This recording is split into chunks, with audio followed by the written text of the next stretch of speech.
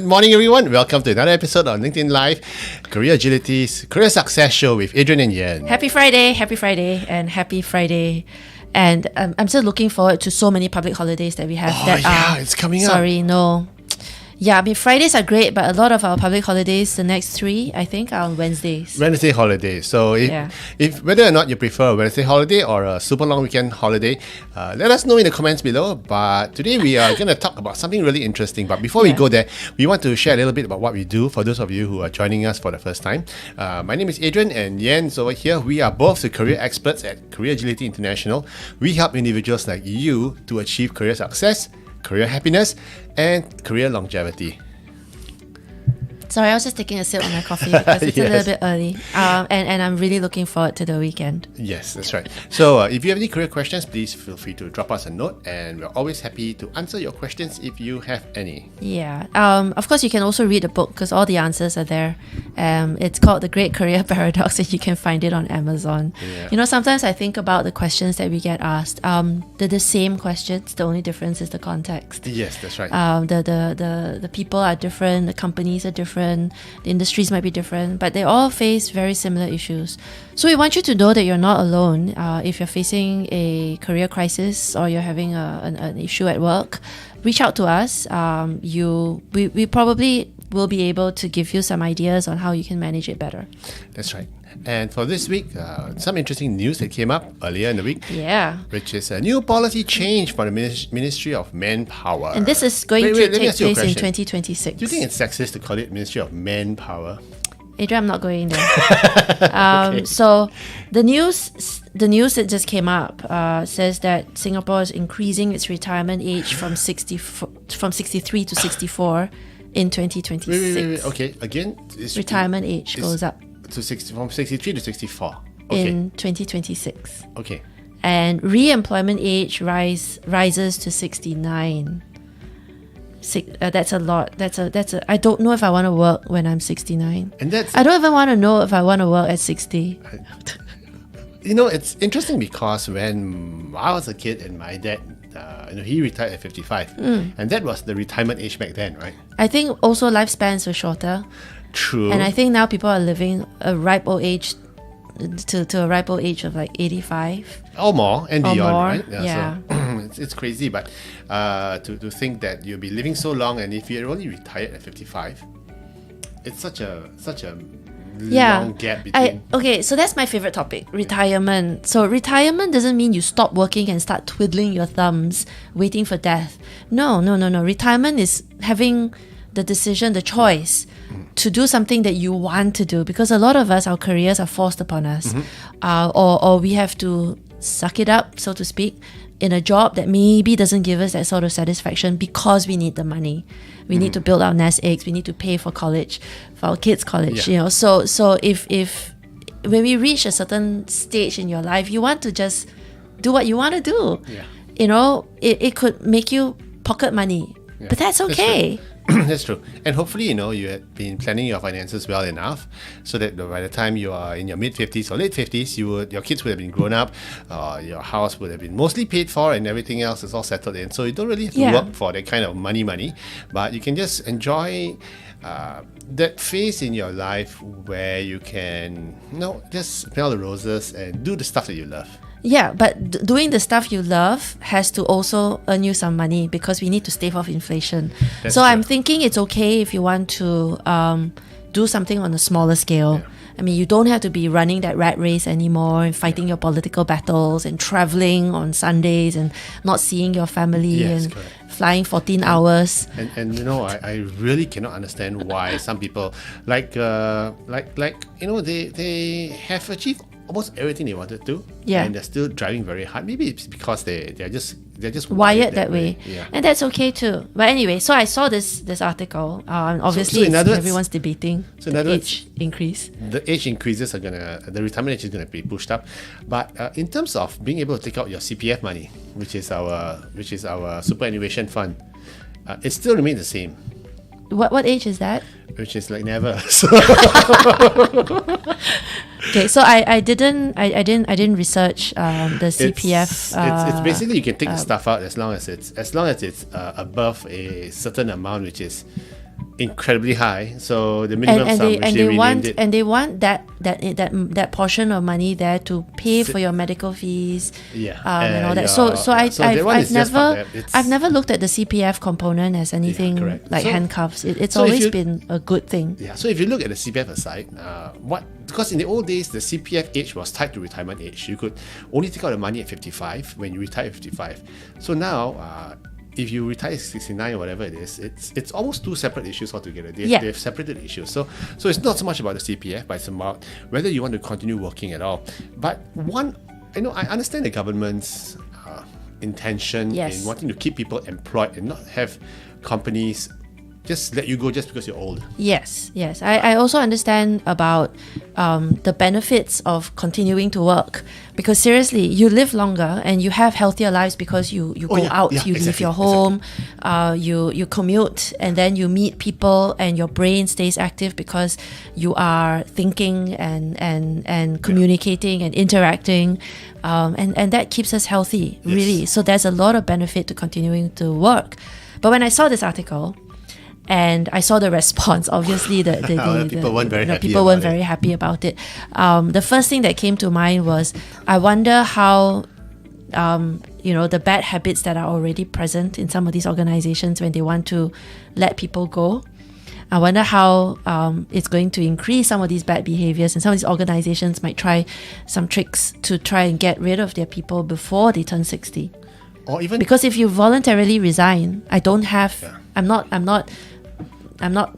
bound by law it's very easy. to re-employ you. You just retrench the person when he's 58. And then they have to report it to the union and just make sure that they stay. Matter, see? So, I mean, there's a lot of ways for them to misbehave. And I think that's not nice. That's not nice. That's why ultimately it's a matter of how do we as individuals ensure that if we want to work and continue working, we carry on in the organization or another organization or on another work/employment format. And I think that's important.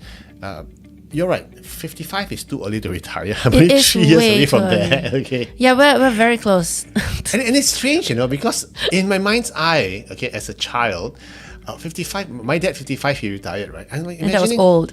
That was old. Yeah, but imagine that's me in 3 years. I remember having. I was telling my parents a story about something, and then my dad was asking, "How old is this person?" I went, "Old, 38," and being completely undiplomatic back in the day when you're young, because age is relative.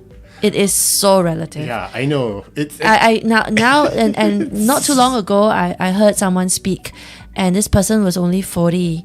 And they sounded like they're waiting to die. They sounded so lacking in energy and so doom and gloom. And at the same time, I've met 69-year-olds who are so very energetic, with a positive vibe, and they feel excited about the world. And it's a very different. So age is in the mindset, isn't it? It is, but in terms of the employer as well, ageism is also in the mindset. It is. And a lot of times it's the younger ones. And things look different when you are 35, looking at someone who was 60. Yes. Versus someone who is 55, looking at someone who is 60. So I still remember, when I was in university, I was talking to one of my church friends, and I was asked to describe this guy who came by and walked off. And I said, he was a middle-aged guy. I said, how old is that? Well, 40, 35, 40 technically is middle age. 35, 40. I know, but this guy I was talking to was about 50 and said, hey, 40 is not middle age. So everything is relative, I guess. It's so relative. Yeah. But ageism is very real. So it begs the question, having seen this news, and how does it impact you if you're listening and you are in that age group where you're thinking, gosh, I'm going to have to continue to work. Oh, holy crap. And so I guess the first question I would ask is, do you want this? Do you want to continue working?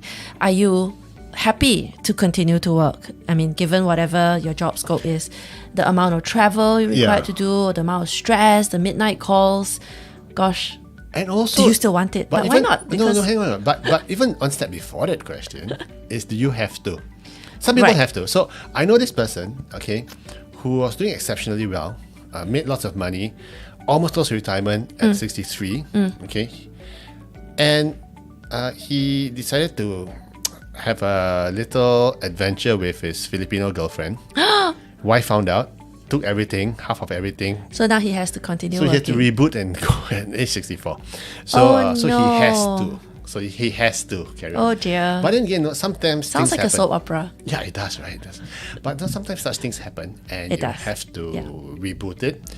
So the question first thing is you have to or not. And I think it's quite, we were talking about the statistics just now, and you Yeah. were saying that a large number of above 60-year-olds were employed in Singapore. I think What's the number? it was some statistic. Give me a second.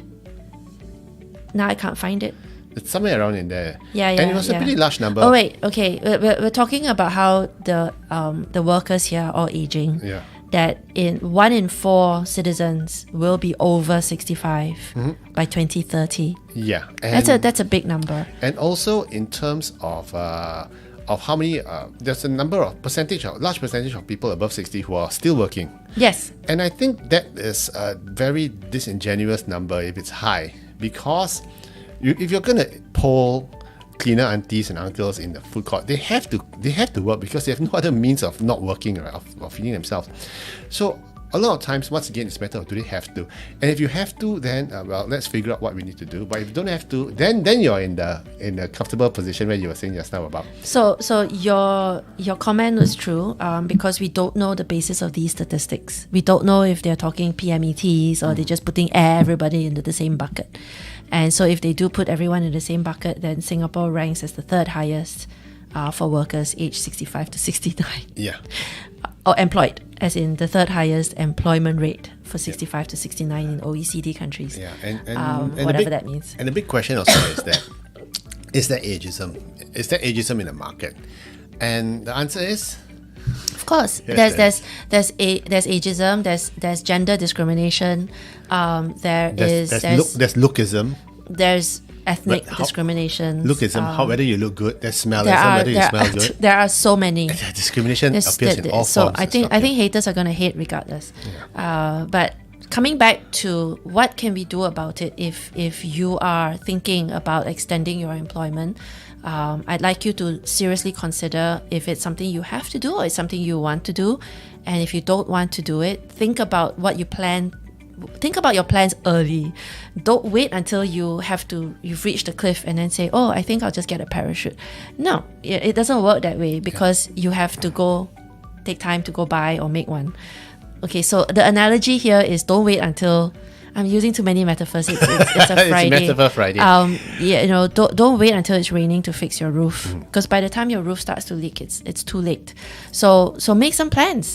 Get some career clarity. Figure out what would make sense for you. Do some sums. Math, not my forte.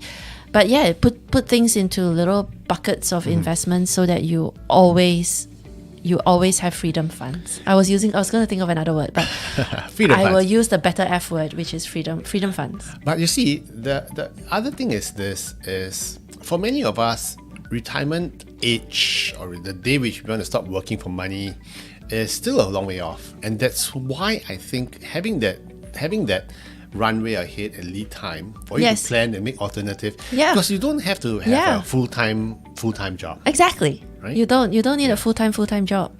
And but you do that time is also relative. When you say, oh, the runway is quite long, to some of us 1 year is like, whoa, it's so far away. And but to some of us like 10 years, no, we can't plan that far ahead. And sometimes that date is foisted upon you when you get retrenched. Yes. And then you try and look for jobs and you can't get jobs. Yes. We've had a lot of stories about individuals at 55 receiving a restructured note that says, I'm sorry, if you're no longer employed here. You're no longer required. Excuse me.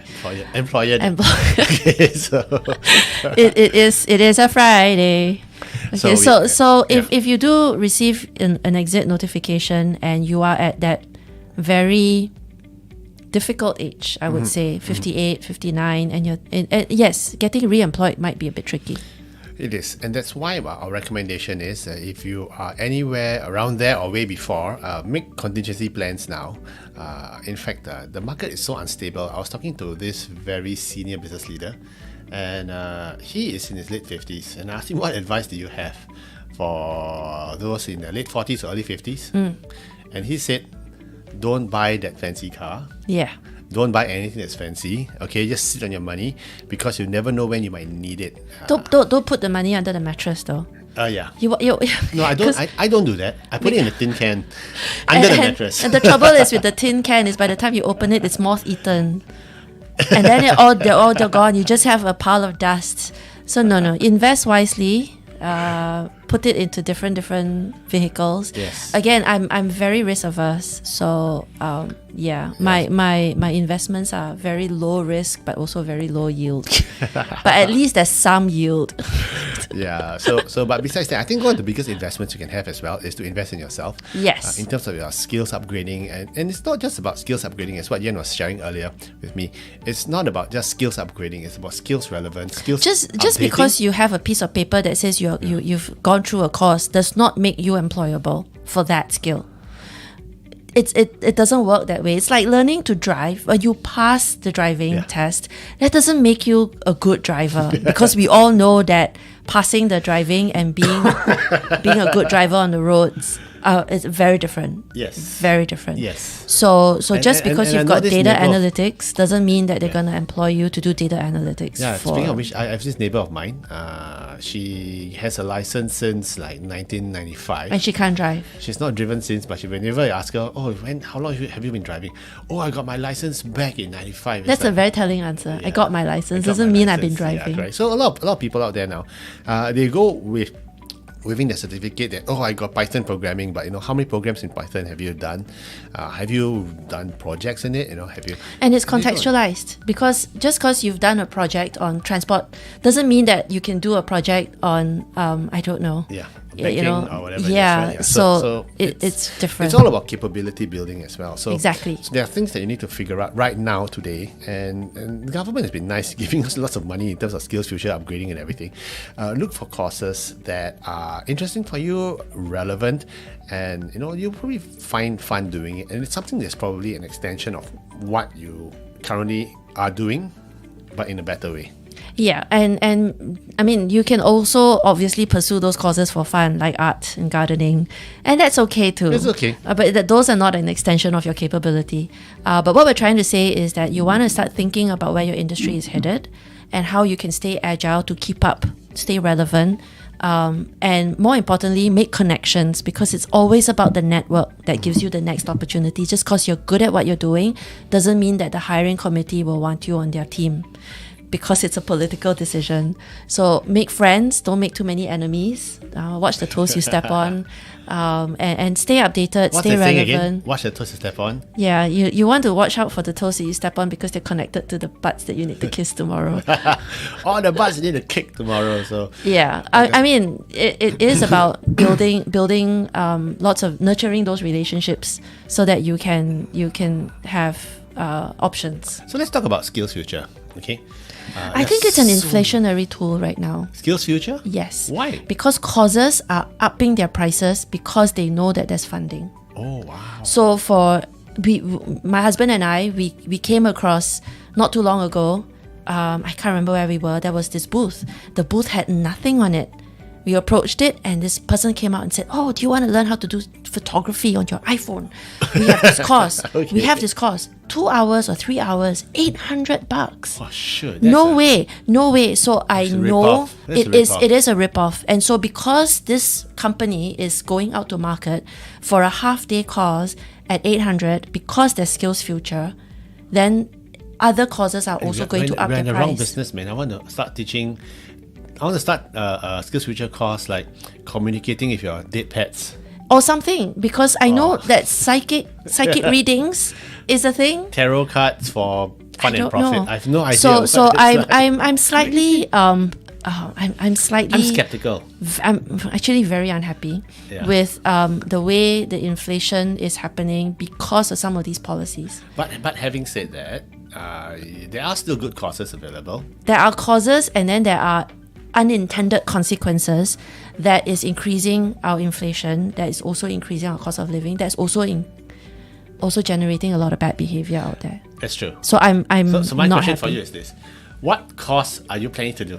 Any? I've used up my Skills Future fund. There's a new $4,000. No, here. Okay, so this is what I've done for myself. Every year, in my 30s and 40s, I invested in one major course that's going to be in the thousands that helps me to increase my toolkit for coaching.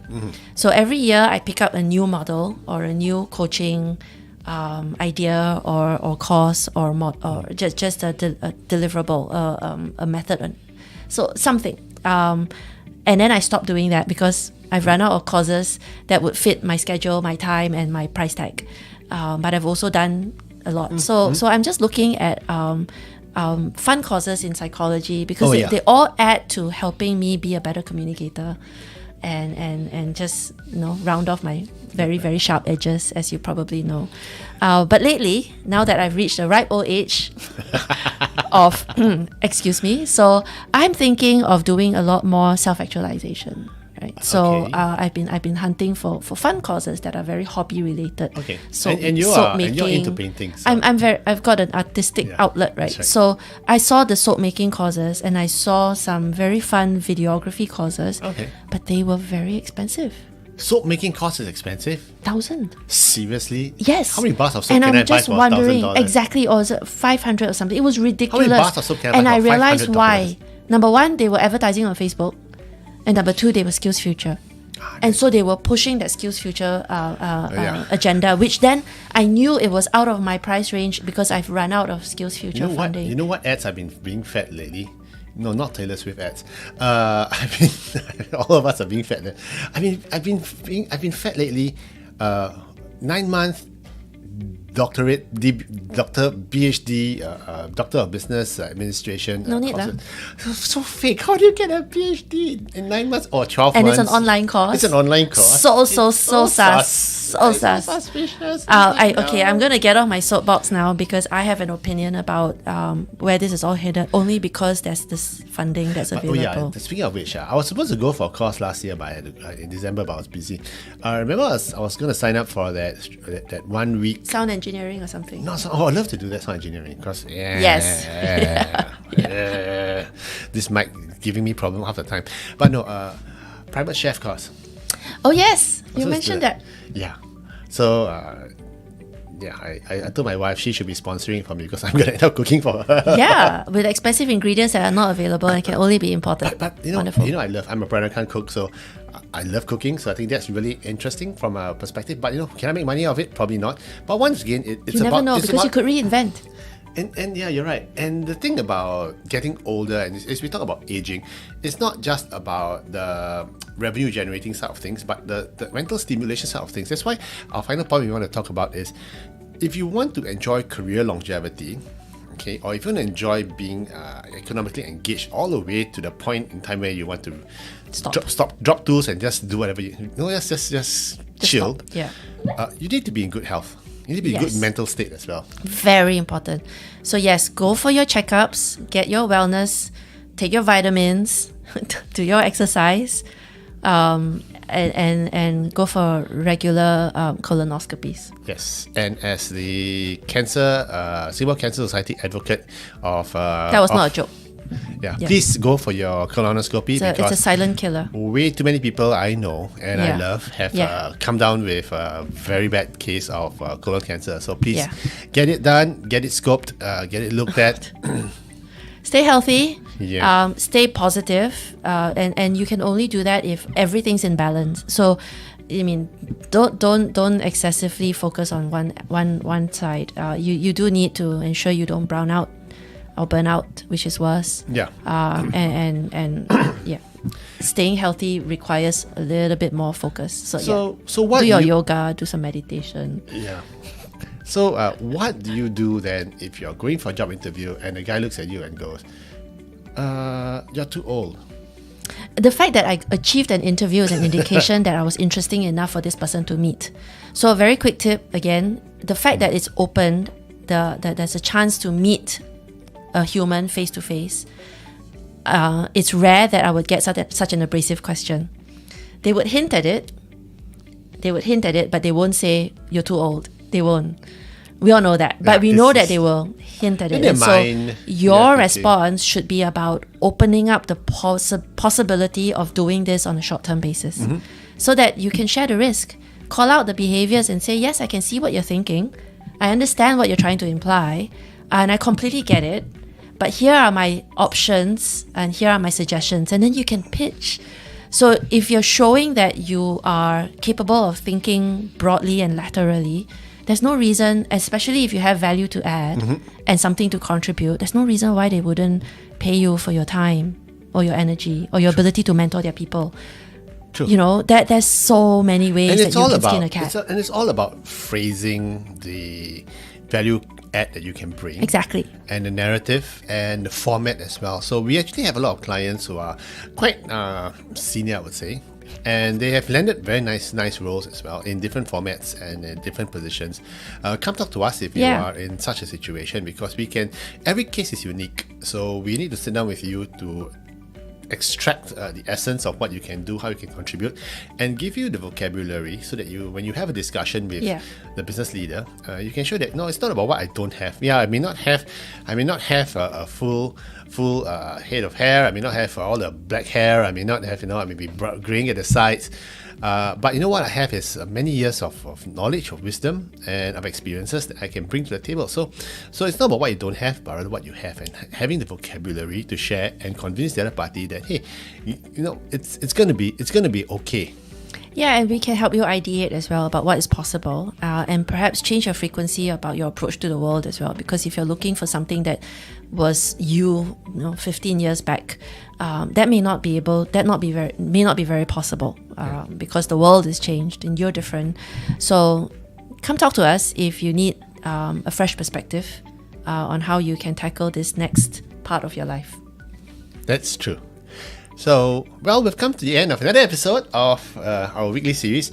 If you have any questions for us, please feel free to drop us an email.